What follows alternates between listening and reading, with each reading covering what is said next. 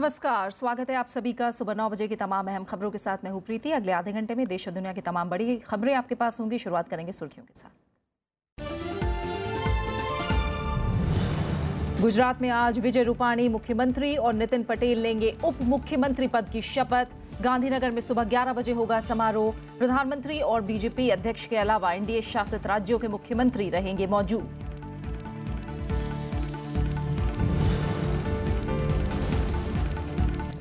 जम्मू कश्मीर के पुंछ में घुसपैठ की कोशिश नाकाम। गोलीबारी में मारे गए 3 पाकिस्तानी सैनिक। पुलवामा के अवंतीपुरा में मुठभेड़ में 1 आतंकी ढेर। 2 से 3 आतंकियों के छिपे होने की आशंका।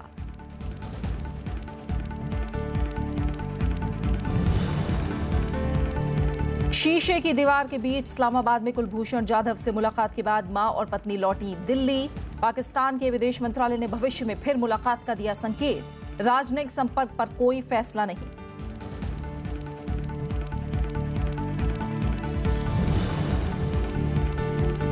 राजस्थान में हड़ताली डॉक्टरों को सरकार का अल्टीमेटम। राजस्थान हाईकोर्ट के निर्देश के मुताबिक आज से काम पर लौटने को कहा।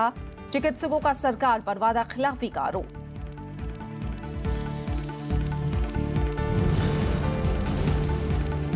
और आईसीसी की T20 रैंकिंग में टीम इंडिया ने 5वें से दूसरे नंबर पर लगाई छलांग। श्रीलंका से 3-0 से सीरीज क्लीन स्वीप करने से सुधार।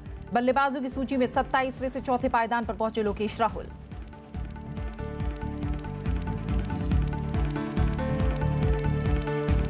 विजय रूपाणी आज लगातार दूसरी बार गुजरात के मुख्यमंत्री पद की शपथ लेंगे।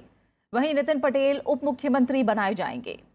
गांधीनगर में सुबह 11 बजे होने वाले इस शपथ ग्रहण समारोह में प्रधानमंत्री नरेंद्र मोदी और बीजेपी के राष्ट्रीय अध्यक्ष अमित शाह हिस्सा लेंगे। इनके अलावा बीजेपी और एनडीए शासित राज्यों के मुख्यमंत्रियों के भी मौजूद रहने की उम्मीद है। समारोह में बिहार के मुख्यमंत्री नीतीश कुमार भी शामिल होंगे। केंद्रीय पर्यवेक्षक अरुण जेटली और सरोज पांडे की मौजूदगी में 22 दिसंबर को विजय रूपाणी को विधायक दल का नेता चुना गया था। इससे पहले आनंदीबेन पटेल के मुख्यमंत्री के पद से हटने के बाद विजय रूपाणी को 7 अगस्त 2016 को गुजरात का मुख्यमंत्री बनाया गया था। इस बार के विधानसभा चुनाव में बीजेपी को 182 में से 99 सीटों पर जीत मिली है। ये लगातार छठा मौका है जब बीजेपी ने गुजरात विधानसभा चुनाव में जीत हासिल की है। दूसरी तरफ हिमाचल प्रदेश में जयराम ठाकुर 27 दिसंबर यानी बुधवार को मुख्यमंत्री पद की शपथ लेंगे। शिमला में रविवार को बीजेपी विधायक दल की बैठक में उन्हें सर्वसम्मति से नेता चुना गया था। शपथ ग्रहण समारोह में प्रधानमंत्री नरेंद्र मोदी और बीजेपी के राष्ट्रीय अध्यक्ष अमित शाह के अलावा एनडीए शासित राज्यों के कई मुख्यमंत्रियों के मौजूद रहने की संभावना है। विधायक दल का नेता चुने जाने के बाद जयराम ठाकुर ने रविवार को ही राज्यपाल से मिलकर सरकार बनाने का दावा पेश किया था। जयराम ठाकुर मंडी की सिराज सीट से 5वीं बार विधायक चुने गए हैं। पहले राज्य सरकार में ग्रामीण विकास मंत्री रह चुके जयराम ठाकुर हिमाचल में पार्टी प्रदेश अध्यक्ष पद भी संभाल चुके हैं। बीजेपी ने इस बार विधानसभा चुनाव में 68 में से 44 सीटें जीतकर सत्ता में वापसी की है। तमिलनाडु की आरके नगर विधानसभा उपचुनाव में मिली करारी हार के बाद डीएमके ने हार की समीक्षा के लिए 3 सदस्यीय कमेटी गठित की है। कमेटी इस सीट पर मिली हार की वजहों को जानने की कोशिश करेगी। डीएमके के कार्यकारी अध्यक्ष एम के स्टालिन के निर्देश पर यह कमेटी गठित की गई है। कमेटी को 31 दिसंबर तक रिपोर्ट सौंपने के लिए कहा गया है।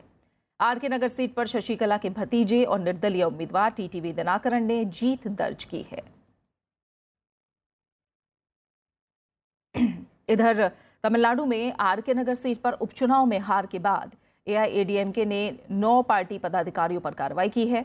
रविवार को आरके नगर सीट के नतीजे सामने आने के बाद कल पार्टी की अहम बैठक हुई। इसमें एआईएडीएमके उम्मीदवार की हार की समीक्षा की गई और चुनाव में टीटीवी दिनाकरण का समर्थन करने वाले 4 लोगों को पार्टी के अहम पदों से हटा दिया गया है। वहीं 5 पदाधिकारियों को पार्टी से निकाल दिया गया है।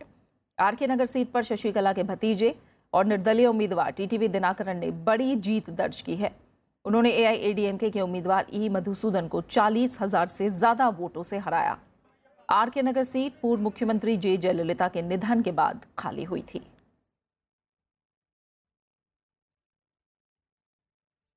भारतीय सेना ने सोमवार को जम्मू कश्मीर के पुंछ जिले में घुसपैठ की कोशिश को नाकाम कर दिया। सोमवार शाम रख चिकरे इलाके में नियंत्रण रेखा के पास सुरक्षा बलों को संदिग्ध गतिविधियां दिखाई दी, जिसके बाद गोलीबारी शुरू की गई। इस दौरान कुछ संदिग्ध मौके से फरार हो गए। गोलीबारी में 3 पाकिस्तानी सैनिक मारे गए और 1 घायल हो गया। रविवार को नौशेरा के झांगर सेक्टर में भी पाकिस्तान की तरफ से संघर्ष विराम का उल्लंघन हुआ था, जिसमें भारतीय सेना की तरफ से जवाबी कार्रवाई में पाकिस्तान का 1 सैनिक मारा गया था। इससे पहले शनिवार को पाकिस्तान की तरफ से हुई गोलीबारी में भारतीय सेना के 1 मेजर समेत 4 जवान शहीद हो गए थे।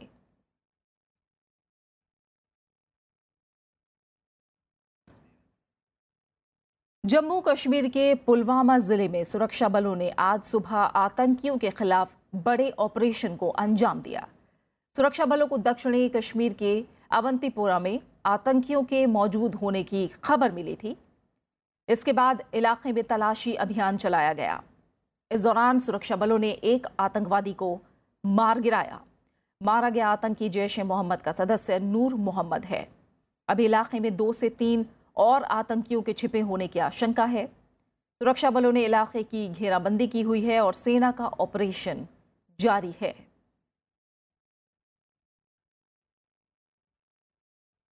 केंद्र सरकार की तरफ से नियुक्त विशेष वार्ताकार दिनेश्वर शर्मा जम्मू कश्मीर के दौरे पर हैं। सोमवार को उन्होंने घाटी के सीमावर्ती जिले कुपवाड़ा का दौरा किया। उन्होंने अलग अलग प्रतिनिधिमंडलों के साथ बैठक भी की। मुलाकात के दौरान घाटी में हिंसा का शिकार हुए लोगों ने दिनेश्वर शर्मा को आप बीती सुनाई। इस दौरान रोजगार, बुनियादी सुविधाओं की कमी और सर्दियों के दिनों में सामने आने वाली चुनौतियों को लेकर भी चर्चा हुई। इस जिले में अक्सर संघर्ष विराम उल्लंघन की घटनाएं होती हैं, जिसका इस्तेमाल आतंकी घुसपैठ के लिए करते हैं। इससे पहले दिनेश्वर शर्मा ने दक्षिणी कश्मीर का दौरा किया था। दिनेश्वर शर्मा आज बारामूला में लोगों से बातचीत करेंगे। कश्मीर घाटी में दिनेश्वर शर्मा का ये 3रा दौरा है। कश्मीर समस्या सुलझाने और बातचीत प्रक्रिया आगे बढ़ाने के लिए अक्टूबर में दिनेश्वर शर्मा की विशेष वार्ताकार के तौर पर नियुक्ति हुई थी। जम्मू कश्मीर में पंचायत चुनाव का ऐलान हो गया है। घाटी में बजट सत्र पूरा होते ही 15 फरवरी से पंचायत चुनाव कराए जाएंगे।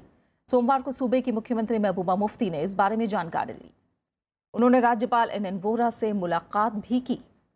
जम्मू कश्मीर में इससे पहले 2011 में पंचायत चुनाव हुए थे और इन पंचायतों का कार्यकाल जुलाई 2016 में ही पूरा हो गया था, लेकिन घाटी में जारी हिंसा के चलते चुनाव में लगातार देर होती रही।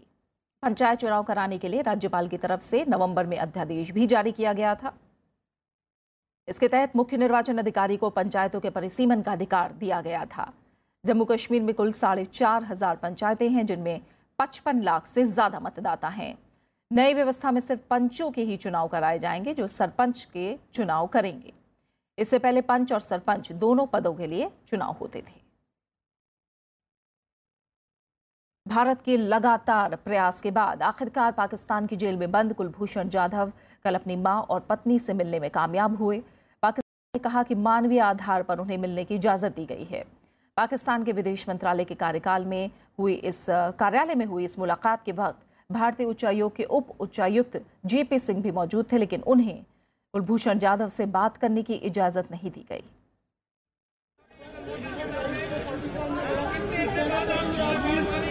कुलभूषण जाधव अपनी मां और पत्नी से सोमवार को इस्लामाबाद स्थित पाकिस्तान के विदेश मंत्रालय के खास कमरे में मिले, लेकिन मुलाकात के वक्त उनके बीच शीशे की दीवार थी। बातचीत में इंटरकॉम का इस्तेमाल किया गया। करीब 40 मिनट की मुलाकात के बाद पाकिस्तान के विदेश मंत्रालय के प्रवक्ता मोहम्मद फैसल ने कहा कि मानवीय आधार पर ये मुलाकात कराई गई थी। इसे किसी भी हालत में काउंसलर संपर्क नहीं माना जाना चाहिए। काउंसलर एक्सेस का मामला यकीनन हमारे पास है, पहले हम ये ना दे सके। उसकी वजह यह है कि इसकी तफ्तीश इन्वेस्टिगेशंस चल रही थी, केस चल रहा था और वो मुकदमा वगैरह, और ये हमने मुलाकात करा दी।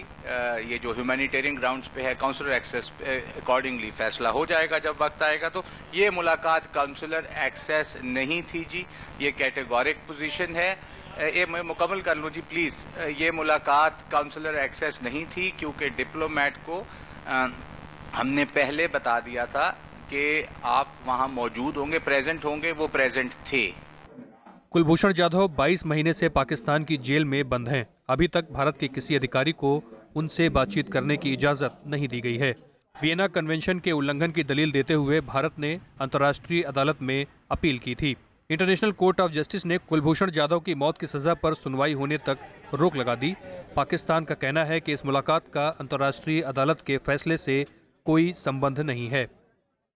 आईसीजे की हद तक जी हमारा काउंटर मेमोरियल, जिसको जवाबी बयानिया, वो हमने 13 दिसंबर को उनको जमा करा दिया था। वो भी आईसीजे के पास है। मैं कैटेगोरिकली आपको फिर से कह दूं कि ये ह्यूमैनिटेरियन मुलाकात है। इसका कानून से कोई तो काउंसलर होती या कुछ और हो तो वो तो और बात होती। इसका हमने किसी मुकदमा जीतने के लिए ये मुलाकात नहीं कराई, ना इसका इम्पैक्ट आएगा। पाकिस्तान ने कुलभूषण जाधव पर बलूचिस्तान में बलवा फैलाने और जासूसी के आरोप लगाए थे और पाकिस्तान की सैन्य अदालत ने उन्हें मौत की सजा सुनाई। कुलभूषण जाधव मार्च 2016 से पाकिस्तान की जेल में बंद हैं। भारत का कहना है कि 2002 में ही नौसेना से सेवा से मुक्त होकर कारोबार करना उन्होंने शुरू किया था और पाकिस्तानी खुफिया एजेंसी ने उन्हें ईरान से अगवा किया है। अखिलेश सुमन, राज्यसभा टीवी। इस बीच पाकिस्तान ने भविष्य में और मुलाकातों का संकेत दिया है। पाकिस्तानी विदेश मंत्रालय के प्रवक्ता ने कहा कि ये आखिरी मुलाकात नहीं है और कुलभूषण जाधव फिर अपने परिवार से मिल सकेंगे। हालांकि उन्होंने कहा कि काउंसलर मदद देने पर अभी कोई फैसला नहीं किया गया। आखिरी मुलाकात बिल्कुल नहीं है जी। कैटेगोरिकली इसको रजिस्टर कर लिया जाए जी। ये एक पॉजिटिव जेस्चर है, यकीनन है, इसमें ह्यूमैनिटेरियन जेस्चर है, मगर ये आखिरी मुलाकात नहीं। भारत ने कुलभूषण जाधव से उनके परिवार की मुलाकात के बाद पाकिस्तान से कॉन्सुलर संपर्क देने की मांग भी की है। No, certainly I think this is an outcome of the last 3-4 years of the outreach and the successful outreach by the Modi government. Concerned are also now coming around to accept India's viewpoint on this. मैं समझता हूँ पाकिस्तान को ये बहुत पहले कर देना चाहिए था, क्योंकि ये एक मानवीय अधिकार का हिस्सा है। मेरिट से इसका कोई संबंध नहीं है। इसको संपूर्ण बनाने के लिए, इसको व्यापक बनाने के लिए ये आवश्यक है कि कॉन्सुलर एक्सेस भी दिया जाए। Vienna Convention on Consular Relations.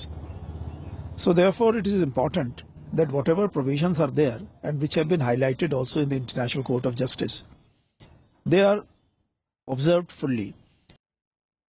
आप बने रहिए हमारे साथ, हम लौट रहे हैं एक छोटे से ब्रेक के बाद।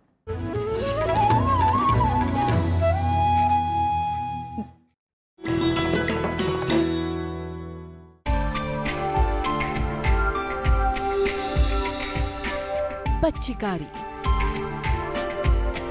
सफेद संगमरमर पर रंगीन पत्थरों की जादूगरी, लातिनी भाषा में कहें तो पीट्रा ड्यूरा। ताजमहल, सिकंदरा, एतमादुद्दौला और आगरा के लाल किले में है अद्भुत नमूने। ईरान और एशिया से आए कारीगरों का हुनर जिसे अपनाया भारतीय कारीगरों ने और दिए एक से बढ़कर एक ऐतिहासिक स्थल।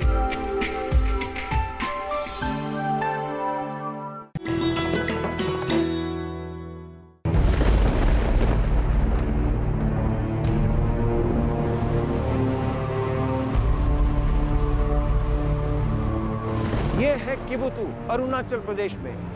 ये सरजमीन भारत के लिए अति संवेदनशील है, चीन से सटी हुई, खासतौर से राष्ट्रीय सुरक्षा की दृष्टि से। रेत के उन भयानक किलों के दुर्लभ दृश्य जो 24 घंटे के अंदर अपनी जगह बदल लें और बीएसएफ का काम बढ़ जाए।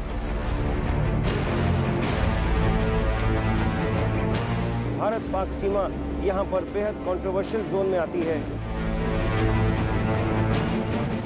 भारतीय सशस्त्र बलों में एक अनकही कहावत है कि यदि कोई सैनिक अपने जीवन काल में नॉर्थ ईस्टर्न सेक्टर में और यहाँ लद्दाख में मादरे वतन की सेवा कर लेता है तो उस सैनिक की गिनती देश के सबसे शूरवीरों में की जाती है। देखिए राष्ट्रीय सुरक्षा सीरीज के सुपर एक्सक्लूसिव एपिसोड्स सिर्फ राज्यसभा टीवी पर।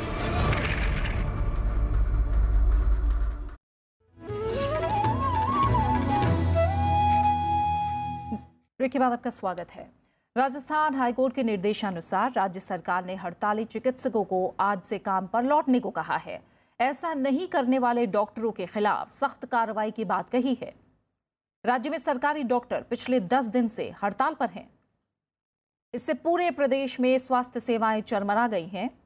राजस्थान आवश्यक सेवा अधिनियम के तहत राज्य में कुछ डॉक्टरों की गिरफ्तारी के विरोध में राज्य में चिकित्सक हड़ताल पर हैं। डॉक्टरों का आरोप है कि सरकार ने पिछले महीने किए गए वादों को अब तक पूरा नहीं किया है। राजस्थान हाईकोर्ट ने राज्य सरकार को हड़ताली डॉक्टरों से सख्ती से निपटने का निर्देश दिया है। अदालत ने सरकार को राजस्थान आवश्यक सेवा संरक्षण अधिनियम के तहत हड़ताली डॉक्टरों को हिरासत में लेने की अनुमति दे दी है। अदालत ने यह आदेश एक जनहित याचिका पर सुनवाई करते हुए दिया है। केंद्र सरकार विदेश से फंड लेने वाले सभी एनजीओ, कारोबारी संस्थाओं और लोगों को 32 नामित बैंकों में खाता खोलने के लिए आदेश जारी किया है। गृह मंत्रालय की ओर से जारी इस आदेश में कहा गया है कि ऐसे मामलों में पारदर्शिता के मकसद से 1 महीने के भीतर खाता खुलवाना होगा। साथ ही एनजीओ को यह सुनिश्चित करने के लिए कहा गया है कि ऐसी राशि का इस्तेमाल देश विरोधी गतिविधियों में न हो। ये खाते ऐसे बैंकों में खोले जाएंगे जो केंद्र सरकार के सार्वजनिक वित्तीय प्रबंधन प्रणाली से जुड़े हों। इससे विदेश से मिलने वाले फंड के मामले में पारदर्शिता निश्चित की जा सकेगी। विदेशी अंशदान नियमन अधिनियम यानी FCRA कानून 2010 के तहत मिले अधिकार के तहत गृह मंत्रालय ने कहा है कि विदेश से फंड लेने वाले सभी एनजीओ, कारोबारी संस्थाएं और लोगों को ऐसा खाता खोलना अनिवार्य होगा। बैंकों को पहले ही केंद्र सरकार के सार्वजनिक वित्तीय प्रबंधन प्रणाली से जुड़ने का आदेश जारी किया जा चुका है। फिलहाल देश भर में FCRA कानून से पंजीकृत करीब 10,000 एनजीओ काम कर रहे हैं।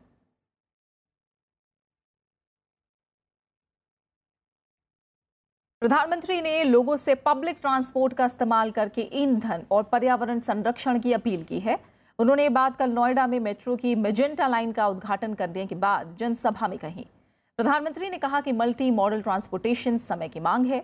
नोएडा के बॉटनिकल गार्डन से दिल्ली के कालकाजी को जोड़ने वाली इस लाइन की दूरी करीब 12.5 किलोमीटर है। उद्घाटित हुई नई दिशाएं। प्रधानमंत्री नरेंद्र मोदी ने क्रिसमस के मौके पर दिल्ली NCR के लोगों को नई मेट्रो लाइन का तोहफा दिया। उन्होंने नोएडा के बॉटनिकल गार्डन मेट्रो स्टेशन से दिल्ली के कालकाजी तक जाने वाली इस मेजेंटा लाइन में सवारी भी की। नोएडा में जनसभा में प्रधानमंत्री ने मल्टी मॉडल ट्रांसपोर्टेशन को समय की मांग बताया। प्रधानमंत्री ने लोगों से पब्लिक ट्रांसपोर्ट का इस्तेमाल कर ईंधन और पर्यावरण संरक्षण की अपील की। उन्होंने भरोसा जताया कि मेट्रो के मामले में भारत जल्द ही 5 बड़े देशों में शुमार होगा। इस मेट्रो के कारण जो प्राइवेट व्हीकल में जाते हैं वो स्वाभाविक रूप से मेट्रो पसंद करेंगे और उनकी तरफ से भी जो पेट्रोलियम प्रोडक्ट का खर्च होता था उसमें बहुत बड़ी भारी मात्रा में बचत होगी। प्रधानमंत्री ने इस मौके पर विपक्षी पार्टियों पर निशाना साधा। उन्होंने कहा कि अंधविश्वास को मानने वाले देश का वो भला क्या करेंगे। उन्होंने ये बात किसी मुख्यमंत्री के नोएडा आने से बचने की बात पर कही। कहीं जाने से कुर्सी चली जाएगी इस डर से अगर जीते हैं तो ऐसे लोगों को मुख्यमंत्री बनने का हक ही नहीं है। मान्यताओं में कैद कोई भी समाज प्रगति नहीं कर सकता है। हम टेक्नोलॉजी के युग में जी रहे हैं, विज्ञान के युग में जी रहे हैं।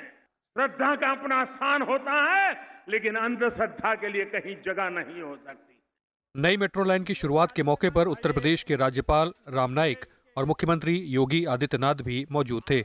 इस मेट्रो लाइन के शुरू होने पर लोगों में उत्साह भी दिखा। यहाँ से जब हम रोज जाते हैं तो कम से कम हमें 1 घंटा लगता कालिंदी कुंज ब्रिज पार करने में, पीक आवर में। अब आप ये समझ सकते हैं कि अगर ये मेट्रो यहाँ से चल गई तो 19 मिनट में आप कालकाजी पहुँच जाएंगे। तो इससे बढ़िया सुविधा और क्या हो सकती है। एक तो पैसे की बचत होगी, मतलब जो दूसरी लाइनों से राजीव चौक होकर आना पड़ता था उसमें ज़्यादा टाइम की भी बचत होगी और पैसे की भी बचत होगी। फिर यहाँ से भीड़ भाड़ भी कम हो जाएगी जो सीधे बदरपुर लाइन से मतलब फरीदाबाद से और बॉटनिकल गार्डन जुड़ जाएंगे। मेट्रो होने का सबसे बड़ा फायदा ये है कि जो ये पूरे दिल्ली NCR में हो रही है इससे वैकेंसी भी खूब ज़्यादा निकल रही है। जो हमारे आजकल के नए युवा लोग हैं इनकी सबसे बड़ी प्रॉब्लम थी जॉब की, तो इसमें कई लोगों को जॉब मिली, कई लोगों का रोजगार भी इससे चल रहा है।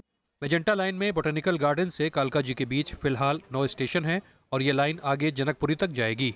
इसमें 19 मिनट का समय लगेगा। इस लाइन के कालकाजी को छोड़कर सभी स्टेशन एलिवेटेड हैं। प्रधानमंत्री नरेंद्र मोदी के लिए ये इस साल में तीसरा मौका होगा जब वो मेट्रो का उद्घाटन करेंगे। इससे पहले कोच्चि और हैदराबाद में भी मेट्रो का उद्घाटन कर चुके हैं, लेकिन ड्राइवरलेस तकनीक से लैस ये मेट्रो लाइन है और उम्मीद की जानी चाहिए कि इसका फायदा स्थानीय जनता को जरूर मिलेगा। नोएडा से प्रशांता के साथ पंचानन मिश्रा, राज्यसभा टीवी। उत्तर प्रदेश में अब आगरा और कानपुर में भी मेट्रो शुरू की जाएंगी। सोमवार को मुख्यमंत्री योगी आदित्यनाथ ने नई मेट्रो परियोजनाओं की घोषणा की। मेजेंटा लाइन मेट्रो के उद्घाटन के मौके पर मुख्यमंत्री योगी आदित्यनाथ ने नोएडा की पहली आम सभा में ये बात कही। उन्होंने ये भी कहा कि जेवर में हवाई अड्डे की स्थापना के काम में तेजी लाई गई है। मुख्यमंत्री ने कहा कि राज्य में 2 अहम एक्सप्रेसवे तैयार करने की योजनाओं पर काम चल रहा है। ये एक्सप्रेसवे पूर्वांचल और बुंदेलखंड में बनाए जाएंगे। रियल एस्टेट में अधूरी परियोजनाओं और घर खरीदारों को हो रही दिक्कतों पर मुख्यमंत्री ने कहा कि बिल्डरों की तरफ से अगले 6 महीने में उपभोक्ताओं को 80,000 घर सौंपने का वादा किया गया है। मुंबई रेलवे सेवा में सोमवार को नया अध्याय जुड़ गया। सोमवार को सुबह 10:30 बजे बोरीवली स्टेशन से पहली वातानुकूलित लोकल ट्रेन रवाना की गई। शुरुआती दौर में ये local train Churchgate Borivali section में चलाई जाएगी और 1 जनवरी से ये लोकल ट्रेन चर्च गेट से विरार तक चलाई जाएगी। इससे ज्यादा भीड़ वाले स्थानों से आवाजाही करने वाले यात्रियों को फायदा हो गया है। शनिवार और रविवार को छोड़कर हर दिन इस लोकल की 12 सेवाएं चलेंगी। पहले 6 महीनों के लिए इसका किराया भी पहले श्रेणी के किरायों से थोड़ा ज्यादा यानी न्यूनतम 60 रुपए और अधिकतम 205 रुपए होगा। इस लोकल सेवा से मुंबई के यात्रियों को आरामदायक और तेज गति से सफर का एक विकल्प मिल गया है।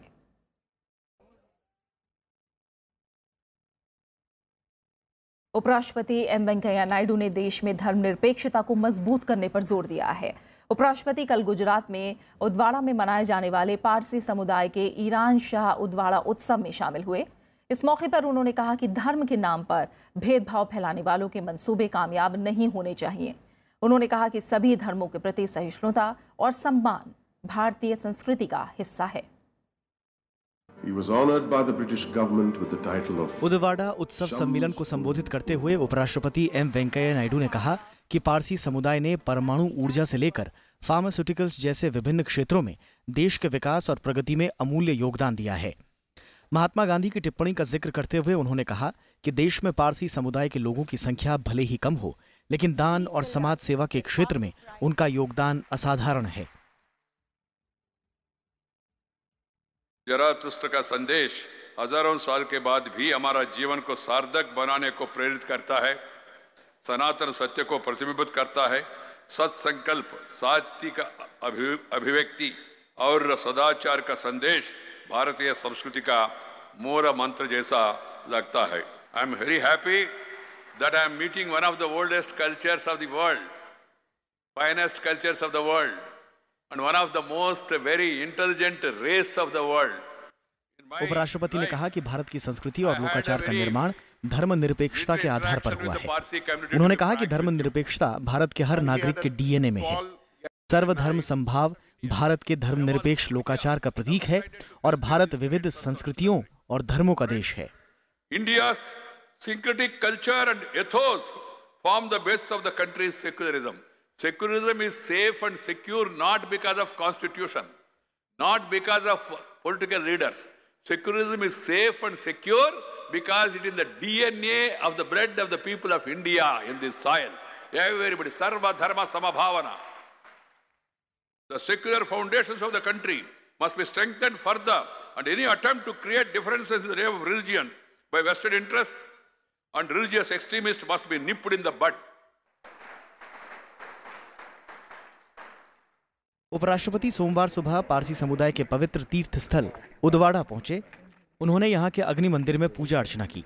उपराष्ट्रपति 4 दिन के हैदराबाद, शिरडी, मुंबई और उदवाड़ा के दौरे के बाद सोमवार शाम दिल्ली लौटे।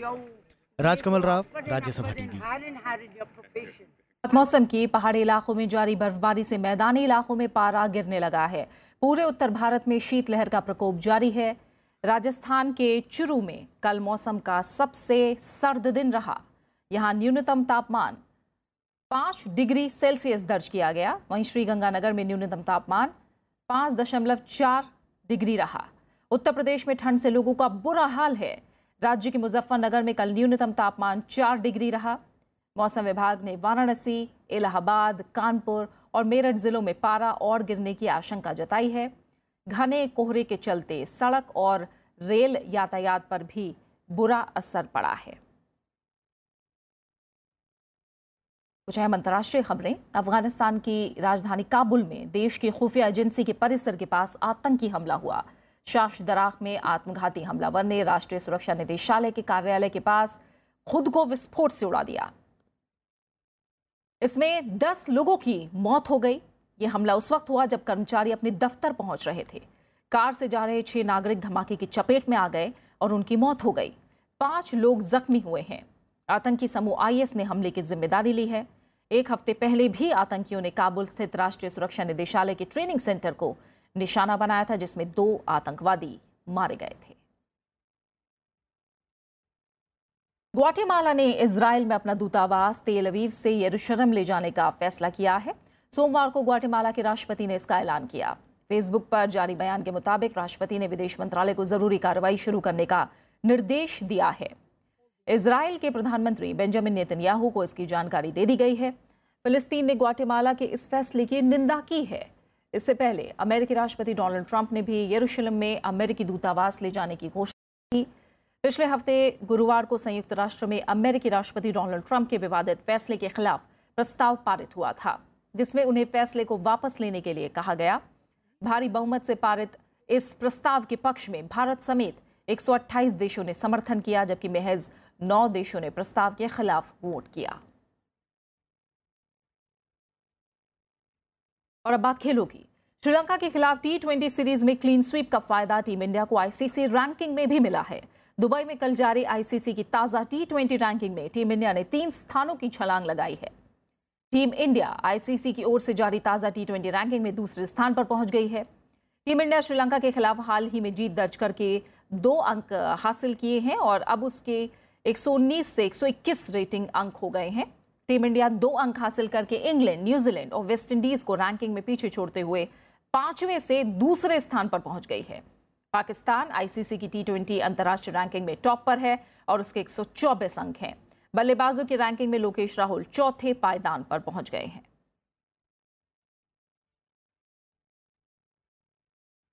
और अब बात खास शख्सियत की। देश के 9वें राष्ट्रपति डॉक्टर शंकर दयाल शर्मा की आज पुण्यतिथि है। इस मौके पर देश उन्हें याद कर रहा है। राष्ट्रपति के रूप में उनका कार्यकाल 25 जुलाई 1992 से 25 जुलाई 1997 तक रहा। 26 दिसंबर 1999 को दिल का दौरा पड़ने की वजह से उनका निधन हो गया। शंकर दयाल शर्मा का जन्म 19 अगस्त 1918 को भोपाल में हुआ था।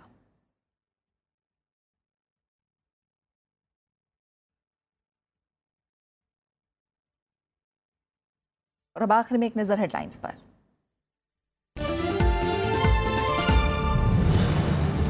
गुजरात में आज विजय रूपानी मुख्यमंत्री और नितिन पटेल लेंगे उप मुख्यमंत्री पद की शपथ। गांधीनगर में सुबह 11 बजे होगा समारोह। प्रधानमंत्री और बीजेपी अध्यक्ष के अलावा एनडीए शासित राज्यों के मुख्यमंत्री रहेंगे मौजूद।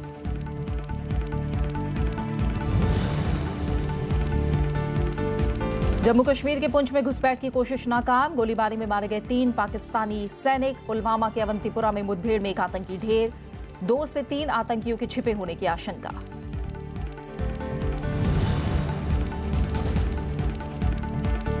शीशे की दीवार के बीच इस्लामाबाद में कुलभूषण जाधव से मुलाकात के बाद मां और पत्नी लौटी दिल्ली। पाकिस्तान के विदेश मंत्रालय ने भविष्य में फिर मुलाकात का दिया संकेत। राजनयिक संपर्क पर कोई फैसला नहीं।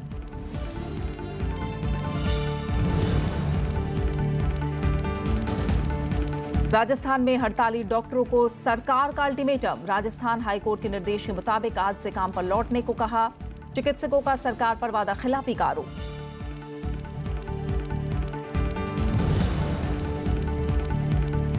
और आईसीसी की T20 रैंकिंग में टीम इंडिया ने 5वें से दूसरे नंबर पर लगाई छलांग। श्रीलंका से 3-0 से सीरीज क्लीन स्वीप करने से सुधार। बल्लेबाजों की सूची में 27वें से चौथे पायदान पर पहुंचे लोकेश राहुल। और इसी के साथ फिलहाल सुबह 9 बजे की खबरों में मेरे साथ इतना ही। आगे आप देख सकते हैं विशेष। नमस्कार।